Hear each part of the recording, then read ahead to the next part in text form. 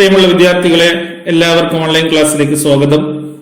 കഴിഞ്ഞ 2 ക്ലാസ്സുകളിലായി not for profit ഓർഗനൈസേഷന്റെ final account തയ്യാറാക്കുമ്പോൾ പരിഗണിക്കുന്ന ചില പ്രധാന ഇനങ്ങളെ കുറിച്ച് വിശദീകരിക്കുകയുണ്ടായി. അതിന്റെ തുടർന്നുള്ള ചില പെക്യുലിയർ ഐറ്റംസ് ഇന്ന് നമുക്ക് മനസ്സിലാക്കാം. ഇന്ന് ഡിസ്കസ് ചെയ്യുന്ന topic sale of news papers and periodicals, sale of sports material, payment of honorarium, endowment fund, government grant. ഈ 5 പ്രധാനപ്പെട്ട ഇനങ്ങൾ എങ്ങനെയാണ് നോട്ട് ഫോർ പ്രോഫിറ്റ് ഓർഗനൈസേഷന്റെ ഫൈനൽ അക്കൗണ്ടിൽ രേഖപ്പെടുത്തുന്നത് എന്ന് നമുക്കിന്ന് മനസ്സിലാക്കാം. First, sale of news papers and periodicals. The sale of news papers, periodical, magazine, journals, etc. are treated as a revenue receipt and shown on the receipt side of receipts and payments account and also entered on the income side of income and expenditure account. പഴയ news പേപ്പറുകളും പീരിയോഡിക്കലിന്റെയും വിൽപ്പന നടത്തി ലഭിക്കുന്ന തുക receipts and payments അക്കൗണ്ടിന്റെ receipt സൈഡിലാണ് രേഖപ്പെടുത്തുന്നത്. അതൊരു റവന്യൂ ഐറ്റം ആണ്, റവന്യൂ റെസീപ്റ്റ് ആണ്. കാരണം അതൊരു റെക്കറിംഗ് നാച്ചർ, ആവർത്തിച്ച് ലഭിക്കുന്ന ഒരു വരുമാനമായതുകൊണ്ട് അതൊരു റവന്യൂ റെസീപ്റ്റ് ആയിട്ടാണ് പരിഗണിക്കുന്നത്. അതുകൊണ്ട് തന്നെ അത് ഇൻകം ആൻഡ് എക്സ്പെൻഡിച്ചർ അക്കൗണ്ടിന്റെ ക്രെഡിറ്റ് സൈഡിൽ, അതായത് ഇൻകം സൈഡിൽ രേഖപ്പെടുത്തുന്നു. നോക്കൂ എങ്ങനെയാണ് അതിന്റെ അക്കൗണ്ടിൽ ട്രീറ്റ്മെന്റ് എന്ന് മനസ്സിലാക്കാം. റെസീപ്റ്റ് സൈഡിലാണ് sale of news papers amount രേഖപ്പെടുത്തുന്നത്. അതോടൊപ്പം തന്നെ ഇൻകം ആൻഡ് എക്സ്പെൻഡിച്ചർ അക്കൗണ്ടിന്റെ ഇൻകം സൈഡിലും രേഖപ്പെടുത്തുന്നു. അപ്പോ ഒരു സെയിൽ ഓഫ് ന്യൂസ് പേപ്പേഴ്സ് ആവാം, സെയിൽ ഓഫ് പീരിയോഡിക്കൽ, മാഗസിൻ, അത്തരത്തിലുള്ള ന്യൂസ് പേപ്പേഴ്സോ പീരിയോഡിക്കലോ മാഗസിനോ ഒക്കെ വിൽപ്പന നടത്തി ലഭിക്കുന്ന തുക ഒരു റവന്യൂ ഇൻകം ആണ്. ആയതുകൊണ്ട് തന്നെ ഇൻകം ആൻഡ് എക്സ്പെൻഡിച്ചർ അക്കൗണ്ടിൽ അത് ക്രെഡിറ്റ് ചെയ്യുന്നു. Then another item, sale of sports material. ചില ക്ലബുകൾ, ഫുട്ബോൾ ക്ലബുകൾ പോലെയുള്ള ക്ലബുകളെ സംബന്ധിച്ചിടത്തോളം, സ്പോർട്സ് ക്ലബുകളെ സംബന്ധിച്ചിടത്തോളം അവരുടെ സ്പോർട്സ് മെറ്റീരിയൽ ഉപയോഗിച്ച് പഴകിയ സ്പോർട്സ് മെറ്റീരിയൽ വിൽപ്പന നടത്താറുണ്ട്. അത് ഒരു ആവർത്തിച്ച് ലഭിക്കുന്ന ഒരു റെക്കറിംഗ് നാച്ചറിലുള്ള ഒരു ഇൻകം ആയതുകൊണ്ട് തന്നെ അതൊരു റവന്യൂ ഇൻകം ആണ്, അല്ലെങ്കിൽ റവന്യൂ റെസീപ്റ്റ് ആണ്. It is entered on the receipt side of receipts and payments account and also entered on the credit side of income and expenditure account. So, sale of used sports material, പഴയ ball, bat, net പോലെ sports മെറ്റീരിയലുകൾ വിൽപ്പന നടത്തി ലഭിക്കുന്ന തുക ഒരു revenue വരുമാനമാണ്, revenue income ആയിട്ടാണ് പരിഗണിക്കുന്നത്.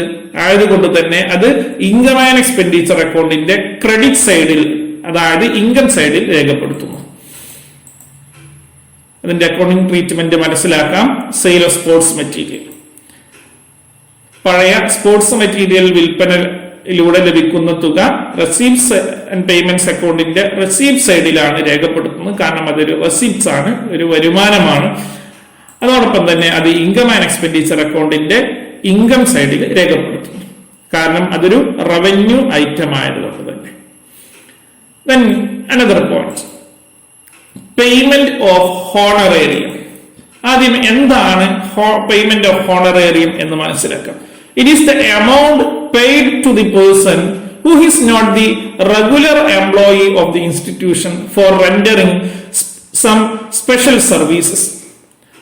ആ നോട്ട് ഫോർ പ്രോഫിറ്റ് ഓർഗനൈസേഷന്റെ തൊഴിലാളിയല്ലാത്ത ഒരു വ്യക്തിക്ക് അയാൾ നൽകുന്ന സ്പെഷ്യൽ സർവീസുകൾക്ക് നൽകുന്ന തുകയാണ് ഹോണറേറിയം എന്നതുകൊണ്ട് ഉദ്ദേശിക്കുന്നത്. ഉദാഹരണമായി, നമ്മളുടെ ഒരു ക്ലബുണ്ട് അല്ലെങ്കിൽ ലൈബ്രറി ഉണ്ട്. അതിന്റെ കീഴിൽ ഏതെങ്കിലും ഒരു പ്രത്യേക പഠന ക്ലാസ്സുകളോ അല്ലെങ്കിൽ ഒരു പ്രത്യേക പ്രോഗ്രാമുകളോ കണ്ടക്ട് ചെയ്യാം. അപ്പൊ അത്തരം പ്രോഗ്രാമുകളൊക്കെ കണ്ടക്ട് ചെയ്യുമ്പോൾ പുറമേ നിന്നുള്ള ആളുകൾ പ്രോഗ്രാമുകൾ അവതരിപ്പിക്കുമ്പോൾ അവർക്ക് റെമ്യൂണറേഷൻ നൽകുന്നുണ്ട്. ആ റെമ്യൂണറേഷനെയാണ് ഹോണറേറിയം എന്നതുകൊണ്ട് ഉദ്ദേശിക്കുന്നത്. ഉദാഹരണമായി പേയ്മെന്റ് ടു സിംഗേഴ്സ്, ഡാൻസേഴ്സ്, ഗായകന്മാർക്ക് അല്ലെങ്കിൽ ഡാൻസ് ചെയ്യുന്ന ആളുകൾക്കൊക്കെ നമ്മൾ പണം നൽകാറുണ്ട്. അല്ലെങ്കിൽ നമുക്ക് പ്രത്യേക ക്ലാസ് കണ്ടക്ട് ചെയ്യുന്ന ആളുകൾക്കൊക്കെ നമ്മൾ പണം നൽകുന്നുണ്ട്. അത്തരം പണത്തെയാണ് നമ്മൾ ഹോണറേറിയം എന്ന് പറയുന്നത്. അപ്പൊ നമുക്കറിയാം ഹോണറേറിയം ഒരു പേയ്മെന്റ് ആണ്, ഒരു ചിലവാണ്. It is ended on the payment side of receipts and payments account. അതൊരു ചെലവായതുകൊണ്ട് തന്നെ അത് റെസീപ്റ്റ്സ് ആൻഡ് പേയ്മെന്റ്സ് അക്കൗണ്ടിന്റെ പേയ്മെന്റ് സൈഡിലാണ് രേഖപ്പെടുത്തുന്നത്. അത് ഒരു റവന്യൂ ഐറ്റമാണ്. പേയ്മെന്റ് ഓഫ് ഹോണറേറിയം എന്ന് പറയുന്നത് ഒരു റവന്യൂ പേയ്മെന്റ് ആണ്, അല്ലെങ്കിൽ റവന്യൂ എക്സ്പെൻഡിച്ചർ ആണ്. ആയതുകൊണ്ട് തന്നെ അത് ഇൻകം ആൻഡ് എക്സ്പെൻഡിച്ചർ അക്കൗണ്ടിന്റെ എക്സ്പെൻഡിച്ചർ സൈഡിൽ രേഖപ്പെടുത്തും. നോക്കൂ, payment of honorarium is A revenue expenditure. It is shown on the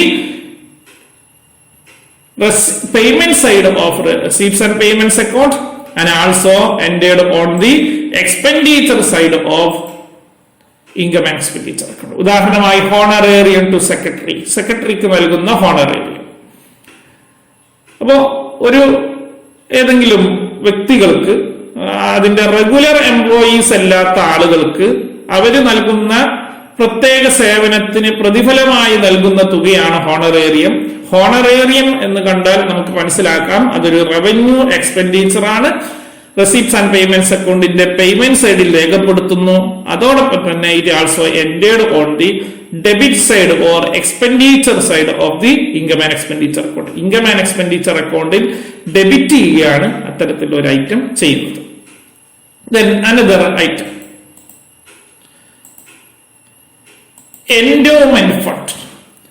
Endowment fund is a fund created from the legacy or gift received by the not-for-profit organization which is devoted for a specific purpose. ഒരു not for profit organisation ലഭിച്ചിട്ടുള്ള legacy തുകയും അതോടൊപ്പം തന്നെ മറ്റു ഗിഫ്റ്റുകളെല്ലാം ഉൾപ്പെടുത്തിക്കൊണ്ട് ഒരു fund create ചെയ്യുന്നു. ആ ഫണ്ട് ഒരു പ്രത്യേക പർപ്പസിന് വേണ്ടിയിട്ട് ക്രിയേറ്റ് ചെയ്യുന്ന ഫണ്ടാണ്.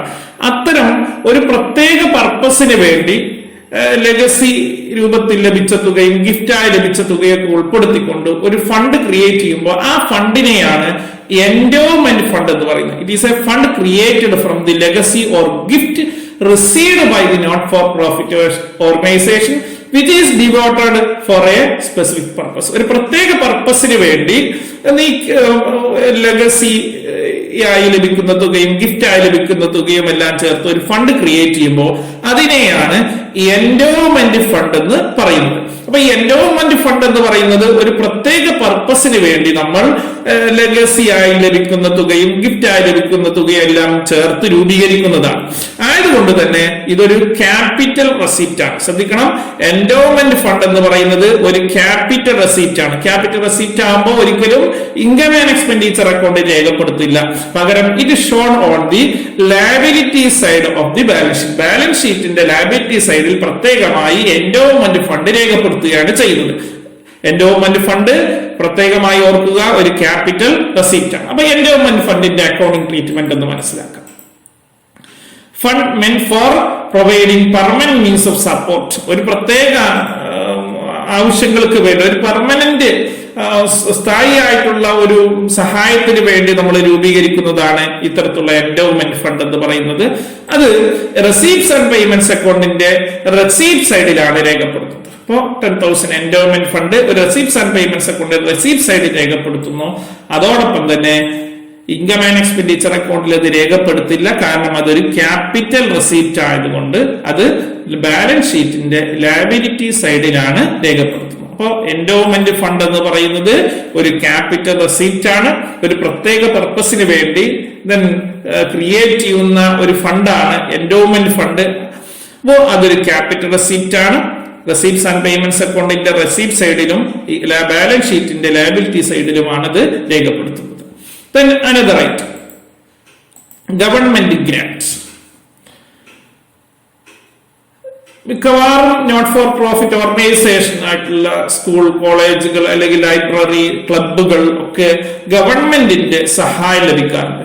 Grant R aid issued by government agency to any not profit organisation for specific purpose or general purpose. ഇത്തരത്തിലുള്ള ഗ്രാന്റുകൾ ഗവൺമെന്റ് ഏജൻസികളോ മറ്റു ഏജൻസികളോ ഒക്കെ not for profit organisation provide ചെയ്യാറുണ്ട്. അത്തരം ഗ്രാന്റുകൾ ഒരു പ്രത്യേക പർപ്പസിന് വേണ്ടിയാവാം, അല്ലെങ്കിൽ പൊതുവായ നോട്ട് ഫോർ പ്രോഫിറ്റ് ഓർഗനൈസേഷന്റെ പ്രവർത്തനത്തിനൊക്കെ ഗവൺമെന്റിന്റെ ഭാഗത്തു നിന്നും ഗ്രാന്റ് ലഭിക്കാറുണ്ട്. അത്തരത്തിലുള്ള ഗവൺമെന്റ് ഗ്രാന്റുകൾ പ്രധാനമായും രണ്ട് രീതിയിലുണ്ട്. ആ ഗവൺമെന്റ് ഗ്രാന്റുകൾ ഒന്നുകിൽ ജനറൽ പർപ്പസ് ഗ്രാന്റ് ആവാം, അല്ലെങ്കിൽ സ്പെസിഫിക് പർപ്പസ് ഗ്രാന്റ് ആവാം. ജനറൽ പർപ്പസ് ഗ്രാന്റ് എന്ന് പറയുന്നത് ഒരു ബിസിനസ് ഒരു നോട്ട് ഫോർ പ്രോഫിറ്റ് ഓർഗനൈസേഷന്റെ day to day affairs maintain ചെയ്യാനും അതോടൊപ്പം തന്നെ അവിടുത്തെ അസറ്റുകളുടെ മെയിന്റനൻസിനൊക്കെ വേണ്ടി അല്ലെങ്കിൽ അവരുടെ സാലറി നൽകാനും മറ്റൊക്കെ വേണ്ടി പൊതുവായ കാര്യങ്ങൾക്ക് ഗവൺമെന്റിൽ നിന്ന് ഗ്രാന്റ് ലഭിക്കാറുണ്ട്. അത്തരം ഗ്രാന്റുകൾ ഒരു റവന്യൂ റെസിപ്റ്റ് ആണ്. അതൊരു റവന്യൂ റെസിപ്റ്റ് ആണ്. എന്നാൽ ചില സ്പെസിഫിക് പർപ്പസ്, ഉദാഹരണം grant for construction of building നിർമ്മാണത്തിനുള്ള ഗ്രാന്റ്, അല്ലെങ്കിൽ ഗ്രാന്റ് ഫോർ ലൈബ്രറിക്ക് വേണ്ടിയിട്ടുള്ള ഗ്രാന്റ്. അപ്പൊ ലൈബ്രറി ബുക്സുകൾ വാങ്ങാൻ വേണ്ടിയുള്ള ഗ്രാന്റ്. അപ്പൊ ഇത്തരത്തിൽ ഒരു പ്രത്യേക പർപ്പസിന് വേണ്ടി ലഭിക്കുന്ന ഗ്രാന്റ് ആണെങ്കിൽ അത്തരം ഗ്രാന്റുകളെ ക്യാപിറ്റൽ റെസിപ്റ്റ് ആയിട്ടാണ് പരിഗണിക്കുന്നത്. അപ്പൊ ഗവൺമെന്റ് ഗ്രാന്റുകൾ ജനറൽ പർപ്പസ് ആവാം, സ്പെസിഫിക് പർപ്പസ് ആവാം. General purpose grant revenue receipt ആണ്, specific purpose grant capital receipt ആണ്. ഇനി ഇതിന് പുറമെ ഗവൺമെന്റിൽ നിന്ന് ക്യാഷ് സബ്സിഡി ലഭിക്കാറുണ്ട്. അങ്ങനെ ലഭിക്കുന്ന ക്യാഷ് സബ്സിഡി ഒരു റവന്യൂ ഇൻകം അല്ലെങ്കിൽ റവന്യൂ റെസിപ്റ്റ് ആയിട്ടാണ് പരിഗണിക്കേണ്ടത്. അപ്പൊ ഗവൺമെന്റ് ഗ്രാന്റ് രണ്ടെണ്ണം ഉണ്ട്. ജനറൽ പർപ്പസ് ഗ്രാന്റ് ആവാം, സ്പെസിഫിക് പർപ്പസ് ഗ്രാന്റ് ആവാം. Specific purpose grant capital receipt ആണ്. Capital receipt receipts and payments അക്കൗണ്ടിൽ റെസിപ്റ്റ് സൈഡ് രേഖപ്പെടുത്തും, എന്നാൽ ഇൻകം ആൻഡ് എക്സ്പെൻഡിച്ചർ രേഖപ്പെടുത്തില്ല. പകരം എവിടെയാണ്? ബാലൻസ് ഷീറ്റിലാണ് രേഖപ്പെടുത്തുക. ജനറൽ പർപ്പസ് ഗ്രാന്റ് എന്ന് പറഞ്ഞാൽ അത് ഒരു റവന്യൂ ഐറ്റം ആണ്. അത് ഇൻകം ആൻഡ് എക്സ്പെൻഡിച്ചർ അക്കൗണ്ടിന്റെ ഇൻകം സൈഡിൽ രേഖപ്പെടുത്തും. അതോടൊപ്പം തന്നെ ഗവൺമെന്റിൽ നിന്ന് ലഭിക്കുന്ന സബ്സിഡിയും ഒരു റവന്യൂ റെസിപ്റ്റ് ആയിട്ടാണ് പരിഗണിക്കുന്നത്. അതും ഒരു ഇൻകം ആൻഡ് എക്സ്പെൻഡിച്ചർ അക്കൗണ്ടിന്റെ ഇൻകം സൈഡിൽ രേഖപ്പെടുത്തും. അപ്പൊ നോക്കാം അതിന്റെ അക്കൗണ്ടിംഗ് ട്രീറ്റ്മെന്റ്. ജനറൽ ഗ്രാന്റ് എന്ന് പറഞ്ഞാൽ റിക്കറിംഗ്, ഓരോ വർഷവും ആവർത്തിച്ച് ലഭിക്കുന്ന ഗ്രാന്റ് ആണ് ജനറൽ ഗ്രാന്റ്. അല്ലെങ്കിൽ ജസ്റ്റ് ഗ്രാന്റ് ഫ്രം ഗവൺമെന്റ് എന്ന് നിങ്ങൾക്ക് ക്വസ്റ്റ്യനിൽ കാണുകയാണെങ്കിൽ അത് ജനറൽ ഗ്രാന്റ് ആണ്. സ്പെസിഫിക് പർപ്പസ് ഗ്രാന്റ് ആണെങ്കിൽ പ്രത്യേകമായി അതിൽ മെൻഷൻ ചെയ്തിട്ടുണ്ട്. ഉദാഹരണം ജനറൽ ഗ്രാന്റ് എന്തിനു വേണ്ടി ലഭിക്കുന്നതാണ്? ഫോർ മെയിൻ്റെനൻസ് ഓഫ് അസറ്റ്, നമ്മളുടെ അസറ്റ് മെയിൻറ്റെയിൻ ചെയ്യാനും സാലറി കൊടുക്കാനും ഒക്കെ ആയിട്ട് ഓരോ വർഷവും ലഭിക്കുന്ന ഗ്രാന്റ് ആണ് ജനറൽ ഗ്രാന്റ് എന്ന് പറയുന്നത്. അതൊരു റവന്യൂ ഐറ്റം ആണ്. റെസീപ്റ്റ്സ് ആൻഡ് പേയ്മെന്റ്സ് അക്കൗണ്ടിന്റെ റെസീപ്റ്റ് സൈഡിൽ അത് രേഖപ്പെടുത്തുന്നു. അതോടൊപ്പം തന്നെ ഇൻകം ആൻഡ് എക്സ്പെൻഡിച്ചർ അക്കൗണ്ടിന്റെ ഇൻകം സൈഡിലും രേഖപ്പെടുത്തുന്നു. Grant from government. എന്നാൽ ഒരു സ്പെസിഫിക് ഗ്രാന്റുകൾ, സ്പെഷ്യൽ പർപ്പസ് ഗ്രാന്റുകളെ സംബന്ധിച്ചിടത്തോളം അതിന്റെ ട്രീറ്റ്മെന്റിൽ വ്യത്യാസമുണ്ട്. ഉദാഹരണമായി grant for construction of building നിർമ്മാണത്തിന് ലഭിക്കുന്ന ഗ്രാന്റ്, അതൊരു പ്രത്യേക പർപ്പസിന് വേണ്ടി ലഭിക്കുന്ന ഗ്രാന്റ് ആണ്. ആയതുകൊണ്ട് തന്നെ അത് റെസീപ്റ്റ്സ് ആൻഡ് പേയ്മെന്റ്സ് അക്കൗണ്ടിന്റെ റെസീപ്റ്റ് സൈഡിൽ രേഖപ്പെടുത്തുന്നു. എന്നാൽ അത് ഇൻകം ആൻഡ് എക്സ്പെൻഡിച്ചർ അക്കൗണ്ടിൽ രേഖപ്പെടുത്തുന്നില്ല. കാരണം അതൊരു ക്യാപിറ്റൽ റെസിപ്റ്റ് ആണ്. അത് ബാലൻസ് ഷീറ്റിന്റെ ലയബിലിറ്റി സൈഡിലാണ് രേഖപ്പെടുത്തുന്നത്. അപ്പോ നമ്മൾ ഈ ക്ലാസ്സിൽ ഏകദേശം 5 പെക്യുലിയർ ഐറ്റംസ് ഡിസ്കസ് ചെയ്തു. അത് എന്താണെന്നും അവയുടെ അക്കൗണ്ടിംഗ് ട്രീറ്റ്മെന്റ് മനസ്സിലാക്കി. ഓരോ പെക്യുലിയർ ഐറ്റവും പ്രത്യേക ഷോർട്ട് നോട്ട് ആയിട്ട് എക്സാമിനേഷൻ ചോദിക്കാറുണ്ട്. അതോടൊപ്പം തന്നെ ആ ഐറ്റം ക്യാപിറ്റൽ ഐറ്റം ആണോ റവന്യൂ ഐറ്റം ആണോ ആ രീതിയിലുള്ള ചോദ്യങ്ങൾ വരാറുണ്ട്. അത് എങ്ങനെയാണ് റെസീപ്റ്റ്സ് ആൻഡ് പേയ്മെന്റ്സ് അക്കൗണ്ടിലും ഇൻകം ആൻഡ് എക്സ്പെൻഡിച്ചർ അക്കൗണ്ടിലും ബാലൻസ് ഷീറ്റ് രേഖപ്പെടുത്തുന്നത്, ഇത്തരത്തിലുള്ള ചോദ്യങ്ങളൊക്കെ വരാറുണ്ട്. അത്തരം ചോദ്യങ്ങൾക്കൊക്കെ മതിയായ രീതിയിൽ ആൻസർ നൽകാവുന്ന വിധമാണ് ഞാൻ ഓരോ ടോപ്പിക്കുകൾ അവതരിപ്പിച്ചിട്ടുള്ളത്. എന്തെങ്കിലും സംശയങ്ങൾ ഉണ്ടെങ്കിൽ നിങ്ങൾ കമന്റ് ചെയ്യാൻ മറക്കരുത്. ബാക്കി തുടർന്നുള്ള ചില ഐറ്റംസ് മറ്റു ക്ലാസ്സുകളിൽ നമുക്ക് മനസ്സിലാക്കാം. Okay, thank you.